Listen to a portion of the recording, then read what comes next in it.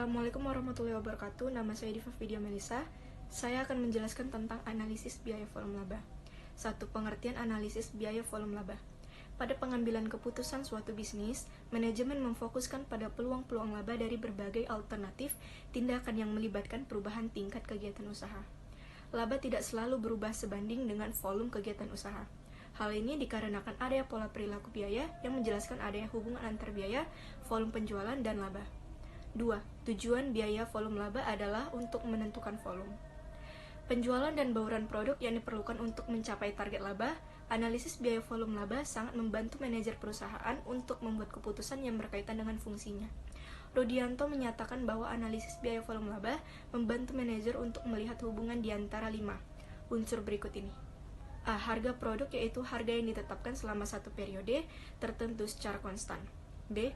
Volume atau tingkat aktivitas, yaitu banyaknya produk yang dihasilkan dan direncanakan akan dijual selama suatu periode tertentu.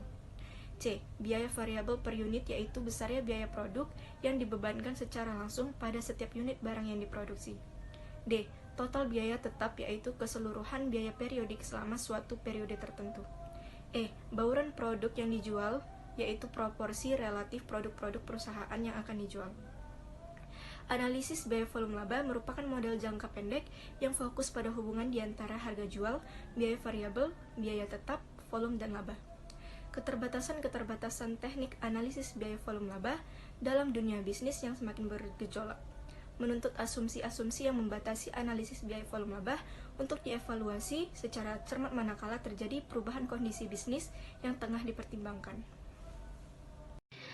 Assalamualaikum warahmatullahi wabarakatuh. Nama saya Regina Salsabila dari kelas 4C Manajemen Pagi.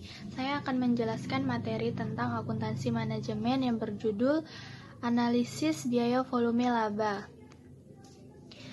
Adapun rumus rasio margin kontribusi menurut Shimamura adalah CMR sama dengan margin kontribusi per unit per harga jual per unit dikali 100%. Titik impas atau break even point, cara untuk mengetahui volume penjualan minimal tersebut adalah dengan menggunakan analisis titik impas atau break even point atau BIP. Titik impas break even point adalah jumlah penjualan output yang akan menyamakan pendapatan total dengan biaya total. Teknik break-even point analysis atau cost volume profit analysis sering digunakan dalam menganalisis keuangan perusahaan. Model ini mencoba mencari dan menganalisis aspek hubungan antara besarnya investasi dan besarnya volume rupiah yang diperlukan untuk mencapai tingkat laba tertentu. Dalam perusahaan, peranan penjualan sudah jelas, yaitu sebagai generating income, yaitu sumber pembentukan laba. Kita menginginkan agar penjualan dapat menutupi biaya total yang terdiri dari biaya tetap dan biaya variabel. Unsur-unsur dalam analisis BIP dilihat dari segi kepraktisan dan kemampuannya. Pada suatu perencanaan, analisis BIP sangat menguntungkan, namun dalam merangkapnya harus memperhatikan unsur dari analisis BIP. Hal ini berpendapat bahwa terdapat unsur-unsur yang mendasari timbulnya masalah titik impas. Unsur-unsur tersebut adalah sebagai berikut. Yang pertama, laba kelebihan yang diperoleh dari jumlah penerimaan penghasilan dikurangi dengan jumlah biaya yang dikeluarkan atau penerimaan kotor perusahaan akibat dari penjualan barang-barang.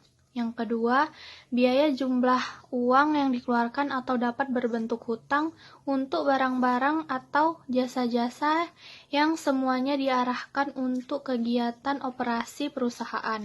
Yang ketiga, volume jumlah barang yang diproduksi atau dijual pada periode tertentu. B. Menentukan analisis BIP. Jumingan menyatakan bahwa beberapa pendekatan dapat dilakukan untuk menentukan perhitungan BIP.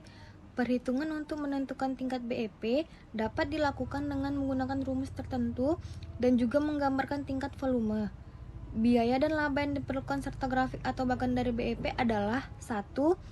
Metode pendekatan grafik. Salah satu pendekatan penentuan tingkat break-even adalah dengan menggambarkan unsur-unsur biaya dan penghasilan ke dalam suatu gambar grafik. Pada grafik nampak garis-garis biaya variabel, biaya tetap, total dan garis total penghasilan. 2. Metode pendekatan matematik. 1. BEP, satu produk. Perhitungan BEP dengan pendekatan matematik dapat dilakukan dengan dua cara, yaitu atas dasar rupiah dan atas dasar unit. Maka BEP dapat dihitung BEP sama dengan Fixed Cost Contribution Margin Ratio per unit. Biaya tetap dalam rumus tersebut adalah seluruh biaya dapat dilakukan pengeluaran perusahaan untuk membuat keseluruhan produk selama suatu periode tertentu. Contribution margin per unit adalah harga jual per unit dikurangi biaya variabel per unit. Sedangkan contribution margin ratio adalah margin kontribusi dibagi dengan penjualan. Dari hasil perhitungan tersebut, akan diketahui volume tertentu yang merupakan nilai penjualan minimal yang harus dicapai agar perusahaan tidak mengalami kerugian. B. BEP multiproduk. Perusahaan pada umumnya mempunyai beberapa jenis produk.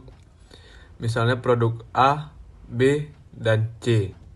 Masing-masing produk dapat diperhitungkan biaya variabel dan tetapnya, sehingga masing-masing produk dapat diketahui sumbangan labanya terhadap perusahaan. Dalam menghitung titik impas harus dihitung terlebih dahulu bauran penjualan produknya atau perbandingan volume penjualan antara satu produk dan produk yang lain. Bauran penjualan dalam kurung sales mix merupakan kombinasi relatif paling menguntungkan dan berbagai produk yang dijual perusahaan lebih dari satu unit produk atau menawarkan lebih dari satu jenis jasa. 5. Margin pengaman penjualan dalam kurung margin of safety. Margin pengaman dalam kurung margin of safety adalah unit yang terjual atau diharapkan terjual atau pendapatan yang dihasilkan atau diharapkan untuk dihasilkan yang melebihi volume impas. Anson dan Owen 2013-2008. Margin pengaman penjualan digunakan dalam menentukan beberapa banyak penjualan boleh turun sebelum perusahaan menderita kerugian. Margin pengaman dapat dipandang sebagai tolak ukur risiko suatu perusahaan. Rumus untuk menghitung margin pengaman penjualan adalah MOS sama dengan penjualan direncanakan dikurang penjualan BEP dikali 100% penjualan direncanakan. Suatu perusahaan dengan margin pengaman penjualan yang besar kurang rentan terhadap dampak penurunan permintaan penjualan yang disebabkan oleh penurunan ekonomi, perubahan perilaku konsumen, serta kondisi persaingan bisnis. Semakin besar margin pengaman penjualan, maka semakin rendah risiko suatu perusahaan. Semakin kecil margin pengaman penjualan, maka semakin besar risiko yang akan dihadapi oleh suatu perusahaan. B. BEP multiproduk. Perusahaan pada umumnya mempunyai beberapa jenis produk, misalnya produk A, B, dan C. Masing-masing produk dapat diketahui sumbangan labanya terhadap perusahaan. Dalam menghitung titik impas, harus dihitung terlebih dahulu bauran penjualan produknya atau perbandingan volume penjualan antara satu produk dan produk yang lain. Bauran penjualan atau sales mix merupakan kombinasi relatif paling menguntungkan dari berbagai produk yang dijual perusahaan lebih dari satu lini produk atau menawarkan lebih dari satu jenis jasa. Suatu perusahaan dengan margin pengaman penjualan yang besar kurang rentan terhadap dampak penurunan permintaan penjualan yang disebabkan oleh penurunan ekonomi, perubahan perilaku konsumen, serta kondisi persaingan bisnis. Semakin besar margin pengaman penjualannya, maka semakin rendah risiko suatu perusahaan.